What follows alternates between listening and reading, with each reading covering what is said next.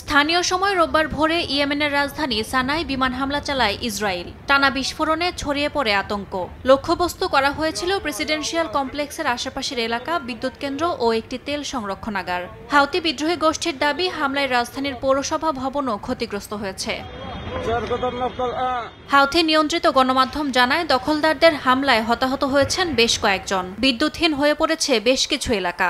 বহু মানুষ ঘরবাড়ি ছেড়ে নিরাপদ স্থানে পালিয়ে গেছেন। এ ঘটনাকে জঘন্য যুদ্ধাপরাধ আখ্যা দিয়ে হাউতি নেতৃত্ব বলছে, মার্কিন মদদে চালানো আগ্রাসন ইয়েমেনের সার্বভৌমত্ব লঙ্ঘনের শামিল। এতে গাজার প্রতি সমর্থন কোনোভাবেই কমবে না বলেও জানায় বিদ্রোহী গোষ্ঠীটি। গত শুক্রবার ইসরায়েলে ব্যালিস্টিক ক্ষেপণাস্ত্র ছোড়ে হাউথি।